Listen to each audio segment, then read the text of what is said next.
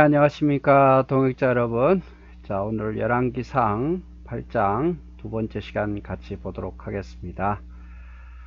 오늘의 주된 내용은요, 솔로몬이 이제 성전을 완성하고 난 다음에 성전에서 기도한 내용이죠. 솔로몬의 기도한 내용, 어떤 기도를 했는지 우리 같이 함께 보도록 하겠습니다.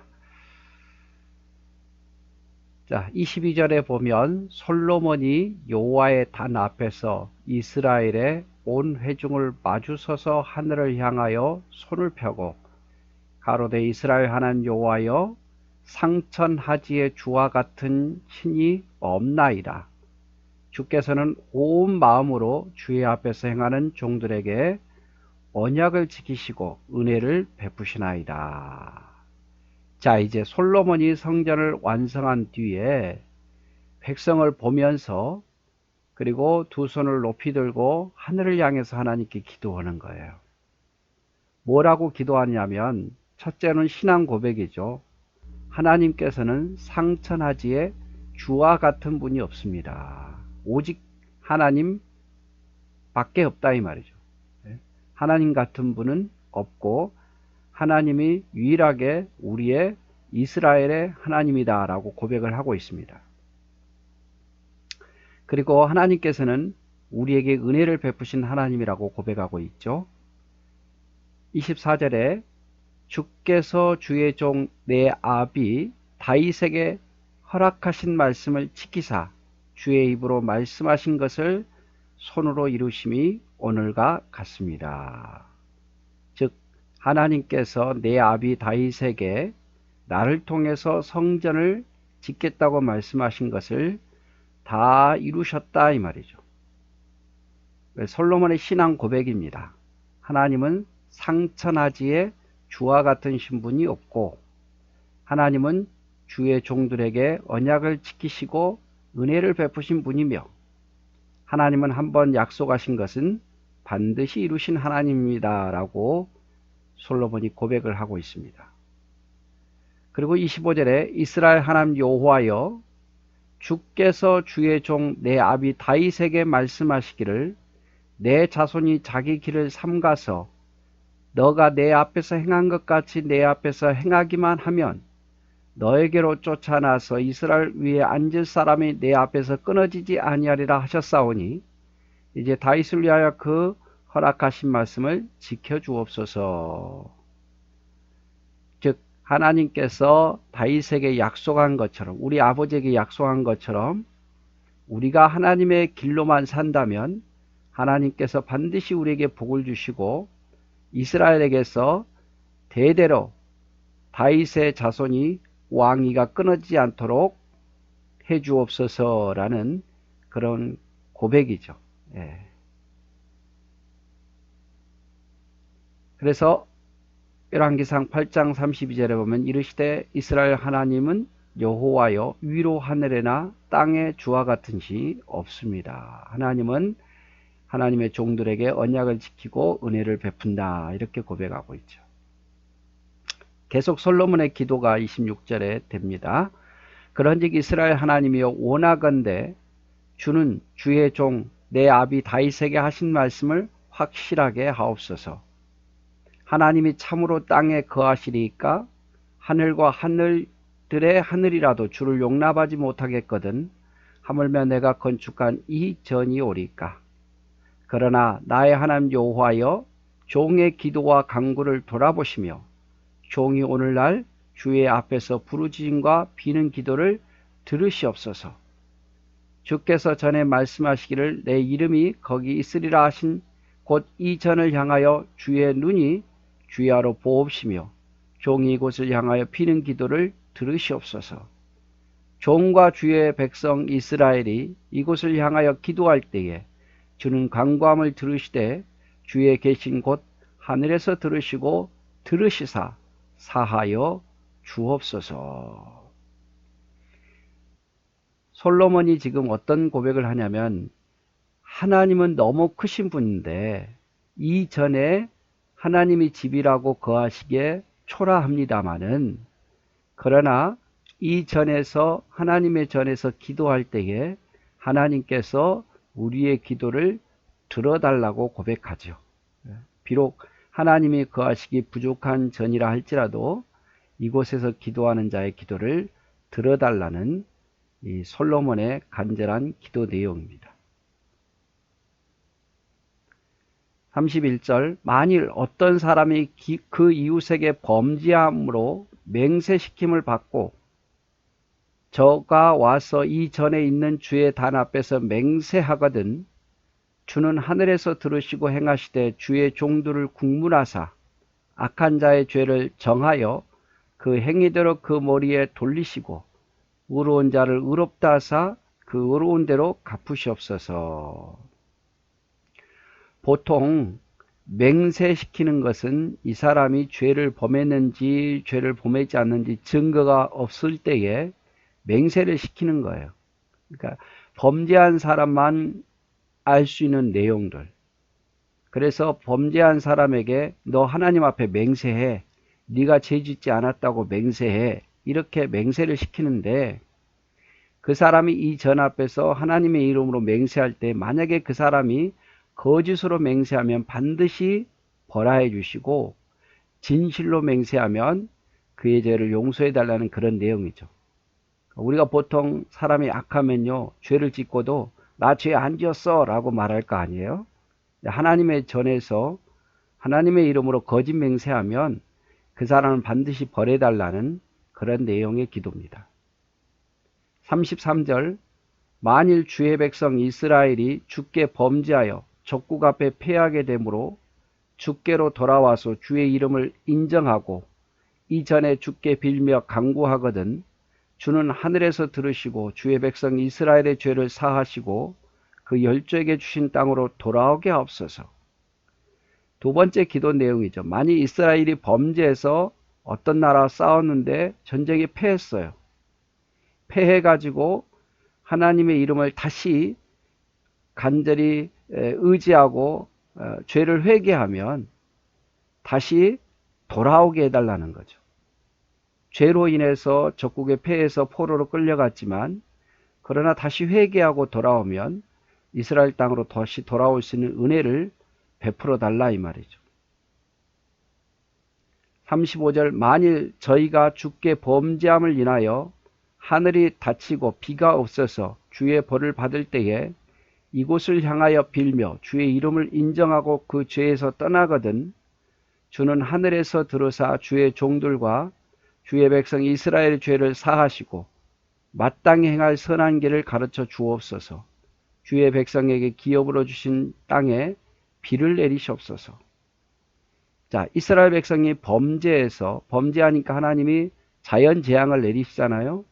근데 자연재앙을 내렸어도 이스라엘이 다시 하나님을 찾고 회개하면 이곳에 와서 회개하고 하나님을 다시 찾으면 하나님께서 다시 비를 내리시고 이 땅에 은혜를 베풀어 달라 이런 내용이에요.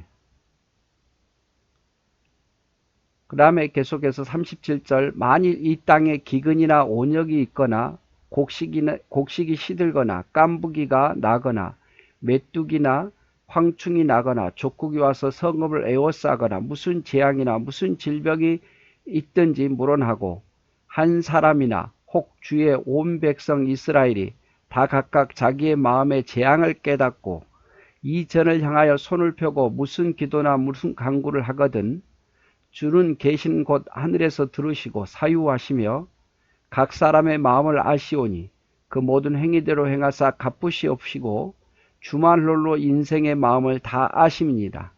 그리하시면 저희가 주께서 우리 열조에게 주신 땅에서 사는 동안 항상 주를 경외하리이다.